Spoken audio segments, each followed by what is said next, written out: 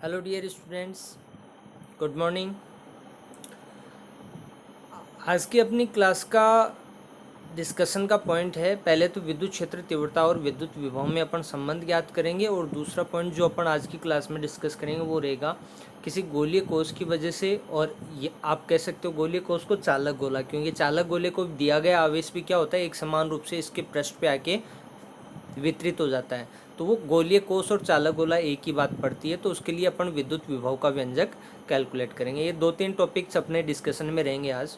चलो first topic को discuss करते हैं। अपना फर्स्ट टॉपिक क्या है आज का, विद्युत क्षेत्र तथा विद्युत विभव में संबंध अपन डिस्कस करने वाले हैं। ठीक है, कुछ भी नहीं है, आसान सा प्रोसेस है। प्रीवियसली भी अपन ने ऐसा एक बार कर चुके हैं, फिर से उसी चीज़ को रिपीट करेंगे। मान लो कि कोई आपके पास परीक्षण आवेश Q0 है, वो एक समविभव पृष्ठ से दूसरे, चलो इसको ड्रामेटिकली थोड़ा सा मैं आपको एक्सप्लेन कर देता हूँ, डायग्राम से एक बार एक्सप्लेन कर देता हूँ, फिर उस चीज़ पे जाएंगे अपन। यहाँ पे देखो, ये डेश डेश डेश में आपका समविभव पृष्ठ ले रखे हैं, दूसरा तीसरा और ये चार समविभव पृष्ठ ले रखे हैं। आपको चार की जरूरत नहीं, केवल दो समविभव पृष्ठों की मैं बात करना चाह रहा हूँ। तो दो समविभव पृष्ठों पर एक बिंदु यहाँ पे है, जहाँ से आपको इसको यहाँ लेके जाना है। यहाँ से बिंदु P से इसको परीक्षण आवेश Q0 को कहाँ लेके जाना है, दूसरे समविभव पृष्ठ पे लेके जाना है। और दोनों समविभव, भाई एक समविभव पृष्ठ पे तो विभव का मान समान रहेगा, तो दो समविभव पृष्ठ लिए हैं अपन ने, और दोनों समविभव पृष्ठ कैसे होंगे, एक दूसरे के पैरेलल रहेंगे। तो यहाँ पे दो समविभव पृष्ठ हैं आपके पास, एक समविभव पृष्ठ से दूसरे समविभव पृष्ठ के लिए विभव का अंतर मान लिया अपन ने क्या है, dV है। तो यहाँ से एक समविभव पृष्ठ से दूसरे समविभव पृष्ठ तक परीक्षण आवेश Q0 को विस्थापित करने के लिए अपन को क्या करना पड़ेगा, कार्य करना पड़ेगा। क्योंकि विद्युत क्षेत्र यहाँ पे उपस्थित है, तो विद्युत क्षेत्र की वजह से विद्युत बल लगेगा। तो विद्युत क्षेत्र के द्वारा किया गया कार्य आप कैसे डिफाइन कर दोगे, विद्युत क्षेत्र के द्वारा किया गया कार्य कैसे डिफाइन कर दोगे, बल गुणा विस्थापन। और बल क्या होगा, विद्युत बल का मान यहाँ पे क्या होगा, Q0E। ऐसा अपन पहले कर चुके हैं, और इसमें कोई बड़ा प्रोसेस अपना है नहीं। आपको क्या करना है, एक समविभव पृष्ठ से परीक्षण आवेश Q0 को दूसरे समविभव पृष्ठ पे स्थानांतरित करना है, बस इतना सा काम करना है और कुछ भी नहीं करना है। देखो ऐसा है कुछ यहाँ पे डिफाइन किया हुआ है।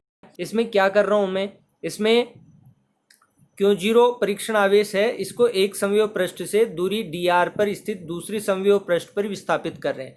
Q0 को क्या कर रहे हो आप, एक समविभव पृष्ठ है दूसरी समविभव पृष्ठ पे विस्थापित कर रहे हो, परीक्षण आवेश Q0 को। एक समविभव पृष्ठ से दूसरी समविभव पृष्ठ की दूरी अपन ने अल्प दूरी मानी है, अल्प विस्थापन माना है दोनों समविभव पृष्ठों के बीच में dr।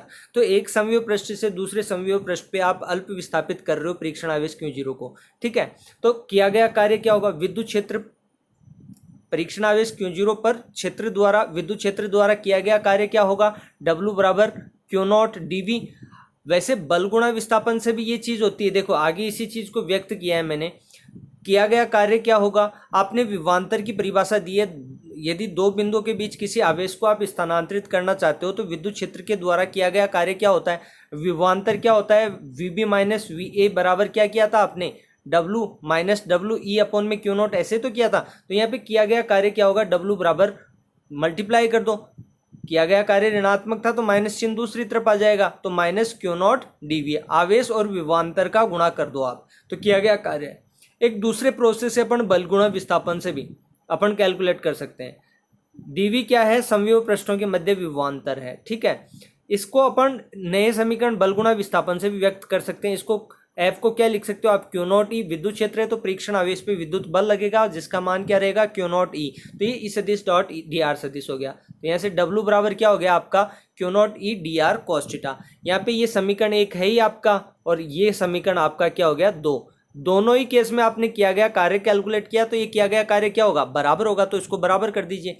एक तो आपने विभवांतर की परिभाषा से किया गया कार्य, विद्युत क्षेत्र के द्वारा किया गया कार्य निकाला है, और एक अपना जो कार्य का फंक्शनल टास्क है कैसे अपन कैलकुलेट करते हैं, बल गुणा विस्थापन से कैलकुलेट करते हैं, तो उसके द्वारा दोनों ही सिचुएशन में किया गया कार्य क्या होगा, बराबर होगा। तो समीकरण 1 व 2 से आप क्या कर दोगे, दोनों को बराबर कर दोगे। तो समीकरण 1 व 2 से दोनों को बराबर करोगे तो क्या होगा, देखो यहाँ पे minus q naught d v equals q naught e d r cos theta, equal हो गया, क्यू नॉट से क्यू नॉट कट जाएगा और ई कॉस थीटा बराबर क्या निकल के आ जाएगा, माइनस डी वी अपॉन में डी आर।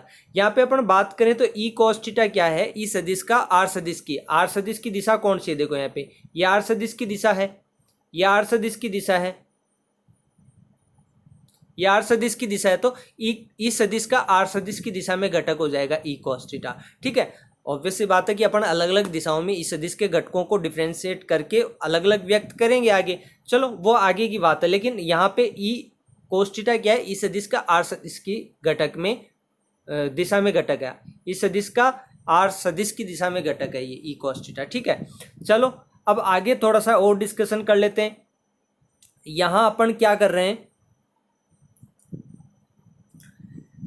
यहाँ अपन क्या कर रहे हैं, इसको घटक के रूप में व्यक्त कर लेते हैं, ई आर, इसको आंशिक अवकलज के रूप में व्यक्त करेंगे अपन, क्योंकि ये एक ही दिशा में घटक है, और दिशाओं में भी घटक हो सकता है। तो यहाँ पे यदि आर की डायरेक्शन में घटक अपन ई आर के रूप में व्यक्त कर रहे हैं, ई कॉस थीटा को ई आर के रूप में व्यक्त कर रहे हैं, तो ये क्या हो जाएगा, माइनस डेल वी अपॉन में डेल आर। अच्छा, आंशिक में क्यों व्यक्त किया है, क्योंकि ये अंतरिक्ष में, खुले अंतरिक्ष में सभी संभव दिशाओं में व्यक्त रहता है, जिसको अपन 3D कोऑर्डिनेट सिस्टम के द्वारा व्यक्त करते हैं, जिसमें एक्स एक्सिस, वाई एक्सिस और जेड एक्सिस तीनों विद्यमान रहते हैं। देखो यहाँ पे लिखा हुआ भी, यहाँ आंशिक अवकलन इस तथ्य का प्रतीक है कि समीकरण 3 में v का परिवर्तन उस दिशा में है जिसमें क्षेत्र ई सदिश के घटक स्थित हैं। ठीक है, यदि एक्स एक्सिस की दिशा में घटक लें तो ई एक्स क्या हो जाएगा, माइनस डेल वी अपॉन में डेल एक्स, ई वाई क्या हो जाएगा, माइनस डेल वी अपॉन में डेल वाई, और जेड एक्सिस की दिशा में घटक क्या हो जाएगा, माइनस डेल वी अपॉन में डेल जेड। इसके लिए ज़्यादा सोचने की जरूरत नहीं, जिस दिशा में घटक है उसकी दिशा के सापेक्ष दूरी लेंगे और उसके सापेक्ष क्या कर देंगे अपन, विभव का ऋणात्मक अवकलज कर देंगे। और ऋणात्मक अवकलज का मतलब क्या होता है, यहाँ पे अक्स, जैसे एक्स एक्सिस में डायरेक्शन में बात कर रहे हैं ना, तो ये क्या है, ऋणात्मक अवकलज है। देखो विद्युत क्षेत्र क्या है, विभव का दूरी के सापेक्ष क्या है, ऋणात्मक अवकलज है। अपन एक्स एक्सिस की दिशा में बात कर रहे हैं तो एक्स एक्सिस की दिशा में जो दूरी होगी उसके सापेक्ष ऋणात्मक अवकलज है, वाई एक्सिस की दिशा में दूरी लेंगे तो उसके सापेक्ष ऋणात्मक अवकलज है, और जेड एक्सिस की दिशा में दूरी लेंगे तो जेड एक्सिस की दिशा में ऋणात्मक अवकलज है। ऋणात्मक अवकलज का मतलब ये है कि दूरी के रेस्पेक्ट में विभव का मान क्या होगा, घटेगा, विभव के मान में क्या आएगी, कमी आएगी। ऋणात्मक अवकलज का मतलब ये होता है कि कमी आएगी, v के मान में कमी आएगी। ठीक है, y की दिशा में बात करो चाहे z की दिशा में, प्रत्येक दिशा में ऋणात्मक अवकलज है तो दूरी के सापेक्ष विभव के मान में क्या आएगी, कमी आएगी। ठीक है, चलो इसको अपन घटक के रूप में एक एक बता चुके हैं, तो इसको कॉमनली एक साथ भी अपन लिख सकते हैं। कैसे लिखेंगे इसको, देखो इस तरीके से अपन लिख सकते हैं, इसमें कोई प्रॉब्लम ही नहीं है। ई सदिश बराबर क्या हो जाएगा, सदिश रूप में विद्युत क्षेत्र तीव्रता को व्यक्त करो तो ई अक्स आई कैप, एक्स एक्सिस की दिशा में एकांक सदिश है आई cap, plus E Y j cap, Y axis की दिशा में एकांक सदिश है जे कैप, और E Z k cap, Z axis की दिशा में एकांक सदिश है। ठीक है, तो इनके वैल्यूज को पुट कर दो, माइनस चिन्ह आपका सबके साथ रहेगा तो माइनस चिन्ह को कॉमन ले लिया गया है, यहाँ पे माइनस चिन्ह को बाहर निकाल लिया, और डेल वी अपॉन में del x i cap plus del we upon में डेल वाई जे कैप और प्लस डेल वी अपॉन में डेल जेड के कैप, ऐसा कुछ हो गया।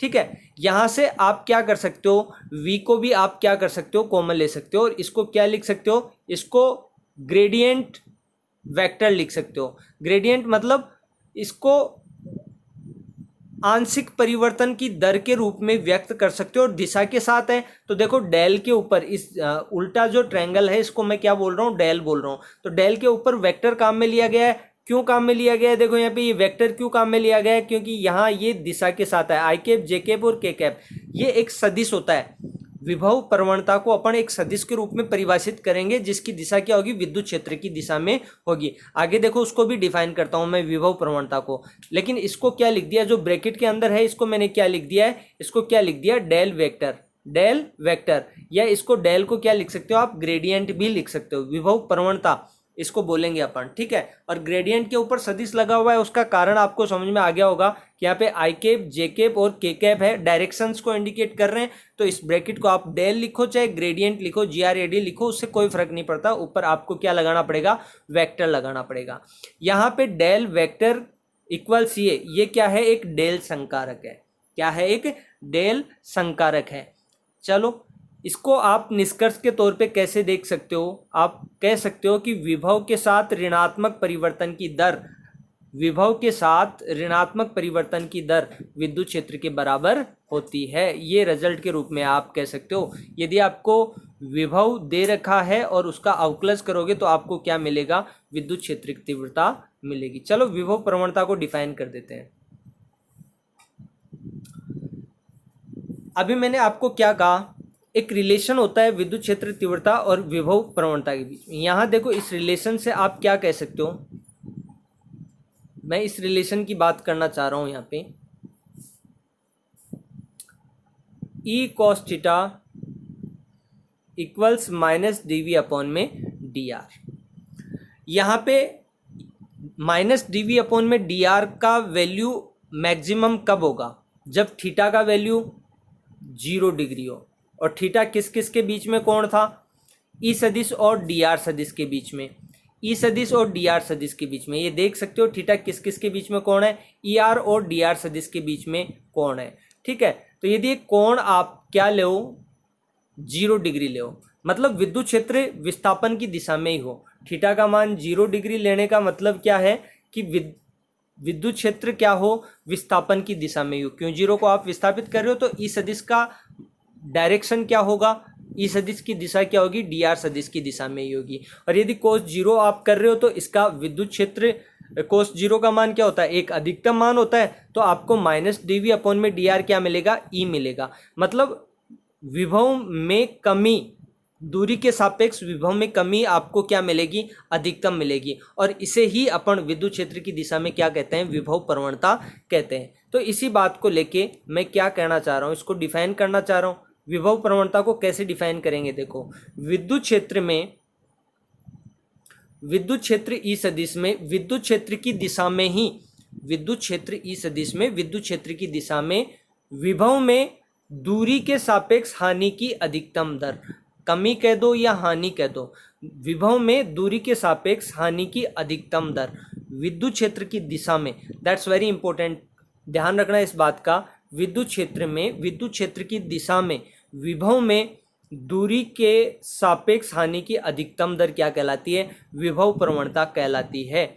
और विभव प्रवणता को अपन एक सदिश के रूप में परिभाषित करते हैं जिसकी दिशा क्या होती है, ई सदिश की दिशा में ही होते हैं। और इसे ग्रेडियंट ऑफ वी से व्यक्त करते हैं, इसे ग्रेडियंट ऑफ वी से व्यक्त करते हैं। तो विभव प्रवणता को आप क्या लिख सकते हैं, gradient of V equals minus D V upon में डी आर, या डेल वी अपॉन में डी आर भी आप लिख सकते हो। लेकिन ये विभव में कमी की अधिकतम मान होगा, विभव में कमी का क्या होगा, अधिकतम मान होगा। ध्यान रखिएगा इस बात का। विभव प्रवणता के लिए 1 मार्क क्वेश्चन बनता है, तो इस तरीके से आप डिफाइन कर सकते हो।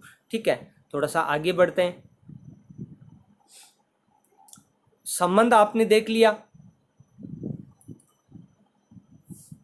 अब बात करते हैं नेक्स्ट टॉपिक की, आवेशित गोलीय कोष के कारण विद्युत विभव अपन कैलकुलेट करेंगे। ठीक है, लेकिन इसके लिए एक जरूरी एस्पेक्ट जो आप लोगों का रहता है ना, वो ये कि एक गोलीय आवेशित गोलीय कोष के कारण आपने विद्युत क्षेत्र तीव्रताओं के व्यंजक आपने ज्ञात किए हैं। ठीक है, तो वो विद्युत क्षेत्र तीव्रताओं के व्यंजक आपके मेमोरी में होना चाहिए, आप लोगों को याद होना चाहिए। ठीक है, यहाँ पे देखते हैं कि त्रिज्या r का एक गोलीय कोष लेंगे और उसको q आवेश से आवेशित करेंगे। कोष के अंदर, पृष्ठ पर और बाहर स्थित बिंदुओं पर उत्पन्न विद्युत विभव की आपको क्या करनी है, 3 अलग अलग स्थितियां लेंगे जहां पे विद्युत विभव की गणना करनी है। इस गोलीय कोष के कारण दूरी r पर बाहर, पृष्ठ पर व अंदर स्थित बिंदुओं पर विद्युत क्षेत्र की तीव्रताएं जो अपनी निकाली हुई है वो क्या है, ये है जो आपको इंडिकेटेड है इक्वेशंस के अंदर। गोलीय कोष के बाहर जब आप बात करते हो, गोलीय कोष के बाहर जब आप बात करते हो तो विद्युत क्षेत्र तीव्रता का व्यंजक ही होता है के क्यू अपॉन में R square R cap, vector form में है, जबकि स्मॉल आर क्या है, ग्रेटर देन गोलीय कोष की त्रिज्या से ज्यादा है। सेकंड केस में जब पृष्ठ पे स्थित हो तो के क्यू अपॉन में कैपिटल आर का स्क्वायर हो जाएगा। क्यों, क्योंकि स्मॉल आर मतलब बिंदु पी की गोलीय कोष के केंद्र से दूरी क्या है, गोलीय कोष की त्रिज्या के बराबर है, तो कैपिटल आर स्क्वायर हो गया। लेकिन यदि विद्युत क्षेत्र तीव्रता की यहाँ बात करें अपन, तो ये विद्युत क्षेत्र तीव्रता जब गोलीय कोष के अंदर आते हैं तो विद्युत क्षेत्र तीव्रता क्या हो जाती है, 0 हो जाती है, when small R is less than capital R. ठीक है, और एक और चीज़ जो अपन ने डिफाइन की है विद्युत विभव और विद्युत क्षेत्र तीव्रता के रूप में, व्यापक रूप में अपन ने विद्युत विभव की क्या परिभाषा दी है, ये परिभाषा दी है V इक्वल्स माइनस समाकलन ऑफ इनफाइनाइट टू R ई सदिश डॉट डी आर सदिश। आपको क्या करना है कि अनंत से आवेश Q0 को कहाँ विस्थापित करना है, गोलीय कोश के केंद्र से R दूरी पर जो बिंदु P आप लोगे ना वहां आपको स्थानांतरित करना है। तो इस रूप में विभव आपने परिभाषित किया है। तो ध्यान रखना समीकरण 1 में आपका क्या है, जब गोलीय बिंदु P कहाँ स्थित हो, गोलीय कोश के बाहर स्थित हो तो विद्युत क्षेत्र का व्यंजक है। समीकरण 2 में आपका क्या है, जब बिंदु P आपका कहाँ है, गोलीय कोश के पृष्ठ पर स्थित है, मतलब स्मॉल r बराबर कैपिटल R। समीकरण 3 में E बराबर 0 है, जब बिंदु P आपका गोलीय कोश के अंदर स्थित है तो विद्युत क्षेत्र क्या होता है 0, तो वो है समीकरण 3 में। और समीकरण 4 में क्या है, विद्युत विभव की परिभाषा है। यहाँ पे वो चीजें समीकरण के रूप में अपन ने ले ली जो अपने लिए पहले से नॉन है। अब देखो सिचुएशन डिस्कस करते हैं वन बाय वन। पहली सिचुएशन अपनी क्या है, जब बिंदु P आपका गोलीय कोश के बाहर स्थित है। जब बिंदु P आपका कहाँ, गोलीय कोश के बाहर स्थित है। गोलीय कोश के बाहर स्थित बिंदु पर विभव कैलकुलेट करते हैं। तो इसमें देखो समीकरण 1 में विद्युत क्षेत्र तीव्रता है, समीकरण 4 में विद्युत क्षेत्र तीव्रता को रिप्लेस कर दो। तो रिप्लेस करोगे तो यहाँ क्या हो जाएगा, गोलीय कोश के आवेशित गोलीय कोश के बाहर स्थित बिंदु पर विभव क्या होगा, समीकरण 1 व 4 से यूज कर लो, V माइनस समाकलन of infinite to small r। E की जगह आप क्या लिख सकते हो, ई की जगह आप क्या लिख सकते हो, ई का मान रख सकते हो के क्यू अपॉन में आर स्क्वायर और R cap dot D R vector का स्केलर प्रोडक्ट हो जाएगा यहाँ पे।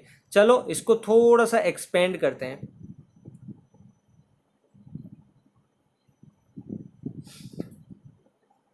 क्योंकि डायग्राम में आप देखोगे ना तो आपका आर और जो अल्प विस्थापन करोगे ना उनकी दोनों की डायरेक्शन एक ही होगी, इस वजह से थीटा का मान 0 डिग्री ले लेंगे, यहाँ पे 0 डिग्री ले लेंगे और करेंगे क्या,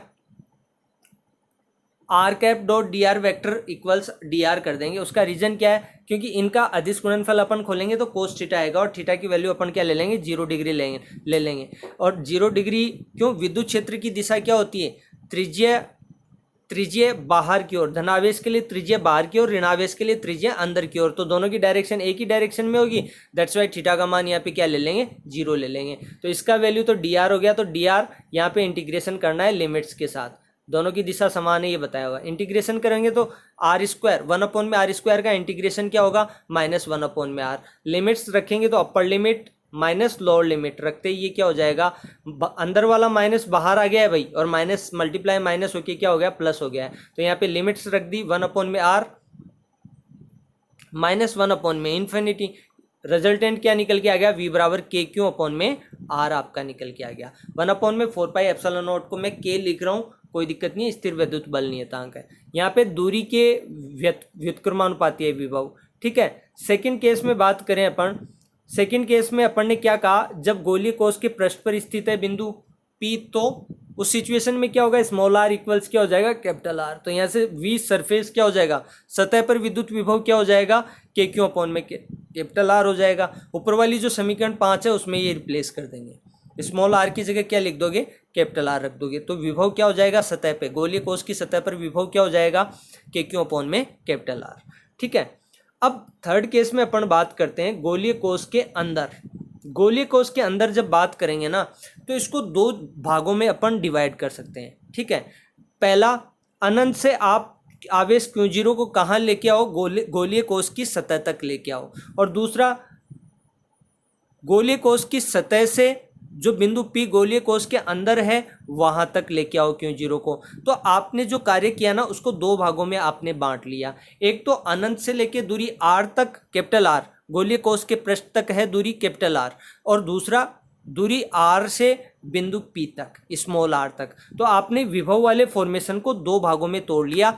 यहाँ पे माइनस में है, 2 भागों में किए गए कार्य को अलग अलग तोड़ के दोनों को जोड़ा है, लेकिन माइनस होने की वजह से यहाँ पे बीच में भी क्या आ गया है, देखो माइनस आ गया है। इस सदिश डॉट डी आर सदिश माइनस समाकलन of R to small r, capital R to small r, आपने क्या कर लिया, इसका इंटीग्रेशन 2 भागों में।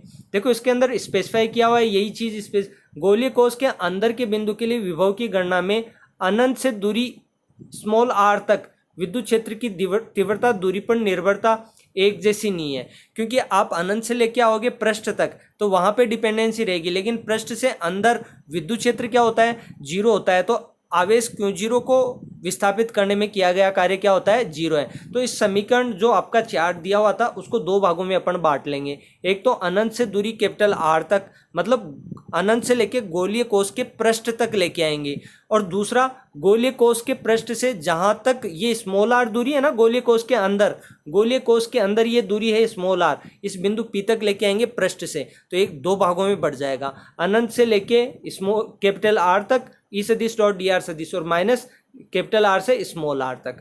अब देखो यहाँ ये आगे वाला पोर्शन आपने पहले ही कैलकुलेट किया है सेकंड में, केस सेकंड में, और ये आगे वाले के लिए विद्युत क्षेत्र तीव्रता क्या हो जाएगी, जीरो। गोलीय कोश के अंदर विद्युत क्षेत्र क्या होता है, जीरो हो जाएगा। तो आगे वाली टर्म तो जीरो हो गई, और अंदर वाली टर्म ऊपर कैलकुलेट किया ही आपने, तो समीकरण 6 से आप रिप्लेस कर देंगे। देखो यही लिखा हुआ है इसमें, प्रथम समाकलन है ना, इसका मान समीकरण 6 में ऊपर अपन ने प्राप्त कर लिया है, जबकि द्वितीय समाकलन का मान शून्य होगा, क्योंकि गोलीय कोश में कैपिटल आर से स्मॉल आर दूरी तक तीव्रता ई क्या होती है, शून्य होती है। तो यहाँ पे ई जीरो करोगे ना तो ये पूरी टर्म क्या हो जाएगी, जीरो। तो गोलीय कोश के अंदर विभव का मान क्या निकल के आएगा, वही जो गोलीय कोश के सतह पर निकल के आया था, के क्यू अपॉन में कैपिटल आर। और इसको ग्राफिकली रिप्रेजेंट भी कर सकते हैं। समीकरण 5 में आपने निकाला है, समीकरण 6 में आपने निकाला, और समीकरण 7 में निकाला है आपने। जब R is less than capital R है तो यहाँ पे कहाँ तक, गोले के केंद्र से लेके यहाँ तक गोले की त्रिज्या के बराबर, गोलीय कोश की त्रिज्या के बराबर विभव का मान क्या रहेगा, विभव का मान क्या रहेगा, अधिकतम रहेगा, और वो क्या रहेगा, v इक्वल्स के क्यू अपॉन में कैपिटल आर। देखो यहाँ पे ये स्पेसिफाई किया हुआ है, ठीक है। और उसके बाद दूरी पर निर्भर नहीं करता है, गोले के केंद्र से गोले के पृष्ठ तक, ठीक है। और उसके बाद गोलीय कोश के पृष्ठ के बाहर जब आप जाते हो ना तो दूरी के व्युत्क्रमानुपाती विभव होता है, समीकरण 5 में अपन ने देखा था। तो ये कर्व इस तरीके से आ रहा है, ठीक है। तो ये कर्व का रिलेशन भी याद रखना इंपॉर्टेंट है। एक और छोटी सी बात मैं आपको कर दूं, गोलीय कोश की बात की है तो आगे वाला टॉपिक अपना क्या है, चालक गोले की बात अपन करेंगे, आवेशित चालक गोले की बात अपन करेंगे। तो आवेशित चालक गोले में क्या होता है कि आवेश देने पर, चालक गोला है आवेशित चालक गोला, तो चालक को जब आप आवेश देते हो ना तो चालक के अंदर अतिरिक्त आवेश नहीं रुकता है, आपको पहले ही समझाया हुआ है। पूरा का पूरा आवेश कहाँ जाता है, चालक गोले के पृष्ठ पे आ जाता है। चालक गोले के अंदर आवेश का मान जीरो होता है, विद्युत क्षेत्र का मान क्या होता है, जीरो। कारण आपको पहले ही समझाया हुआ है, इलेक्ट्रोस्टैटिक्स अब से नहीं पढ़ रहे हैं, काफ़ी टाइम हो गया। तो पूरा आवेश पृष्ठ पर है ना, तो ये चालक गोला एक गोलीय कोश के समान ही व्यवहार करता है। चालक को आवेश देने पर आवेश इसके पृष्ठ पर ही रहता है, अतः इसके कारण उत्पन्न विद्युत क्षेत्र की तीव्रता क्या थी, गोलीय कोश के कारण उत्पन्न तीव्रता के समान थी। अतः विद्युत क्षेत्र की तीव्रता की भांति विद्युत विभव भी गोलीय कोश के समान ही होगा। यही तो बात मैं कह रहा हूँ। इसके लिए गोलीय कोश में वर्णित परिकलन का प्रयोग किया जा सकता है। मतलब आवेशित चालक गोले के लिए यदि क्वेश्चन आता है ना तो गोलीय कोश के टॉपिक को ही पूरे को डिराइव करना है। जहां जहां गोलीय कोश शब्द काम में लिया गया है वहां चालक गोला काम में ले लेना है आपको, और इसके अलावा आपको कुछ नहीं करना। पूरा टॉपिक हूबहू इवन लास्ट का जो ग्राफ है ना वहां तक same to same as it is आवेशित चालक गोले के कारण होगा। लेकिन जहां जहां आपने गोलीय कोश शब्द काम में लिया है ना वहां बस चालक गोला काम में ले लेना। बस काम आपको इतना करना है, ये टॉपिक आपका डेरिवेशनल आराम से इवेलुएट हो जाएगा। ये आपका एज ए होमवर्क समझ लीजिए। आप लोगों को करना है गोलीय कोश जो शब्द काम में लिया गया ना वहाँ चालक गोला काम में ले लेना, और इस टॉपिक को सेम पीछे वाले टॉपिक को एज इट इज आप क्या कर लेना, नोट कर लेना। ठीक है, 3 टॉपिक हो गया आज की क्लास के लिए, बाकी नेक्स्ट क्लास में डिस्कस करेंगे। सबके लिए फिर से मैं वही कहूँगा, चैनल को सब्सक्राइब कीजिए और बेल आइकन को प्रेस कीजिए ताकि नेक्स्ट क्लासेस का नोटिफिकेशन आप लोगों तक पहुंच सके, कोई क्लास आपकी मिस नहीं हो। Okay, thank you.